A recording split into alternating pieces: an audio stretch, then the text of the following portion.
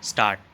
A reading of the above non-speaking order would only show the total non-application of mind by the court to the gravity of the crime, the apprehension of tampering with the evidence and threats to the life of the complainant and other witnesses given by the accused.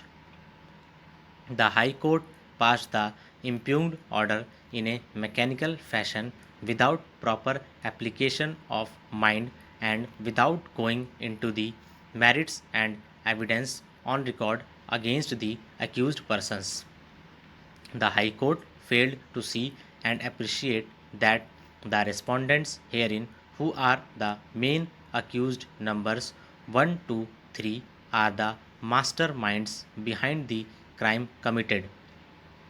The High Court has not considered the material evidence available on record against the accused, which prima facie establishes the criminal liability of the respondents. The High Court also failed to see that the learned Sessions Judge, after taking into consideration the seriousness and the gravity of the crime, convicted the accused for the crime.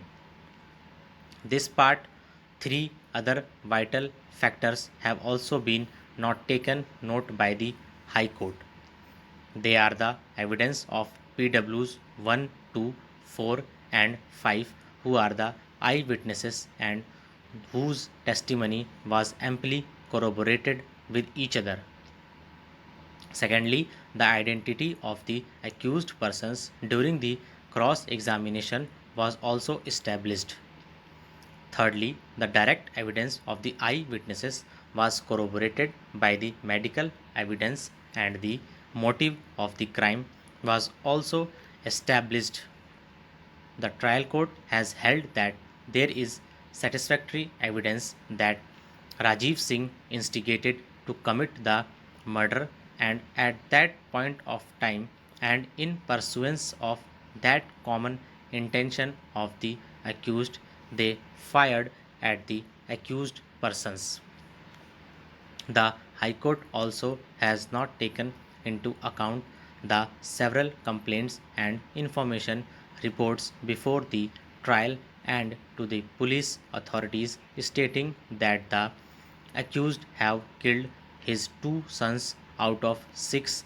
The three accused were arrested and remanded to jail, and other accused are absconding and evading their arrest, and that one of the accused, Rajiv Singh, who is on bail, has confirmed the group of criminals and comes to the house of the appellant and gives threatening to the eyewitnesses of the said order in order to pressurize them not to pursue the criminal case against them.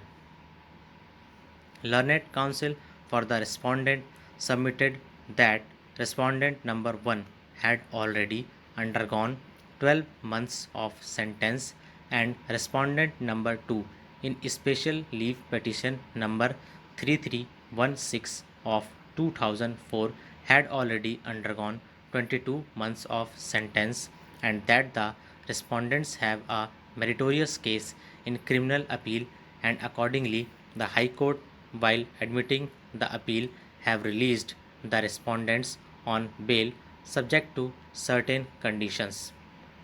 It is further submitted that subsequent to the grant of bail order, there is no instance on record that the respondents have misused their release on bail, and therefore there is no question of the respondents either trying to interfere with the course of justice or the attempt to tamper with the evidence.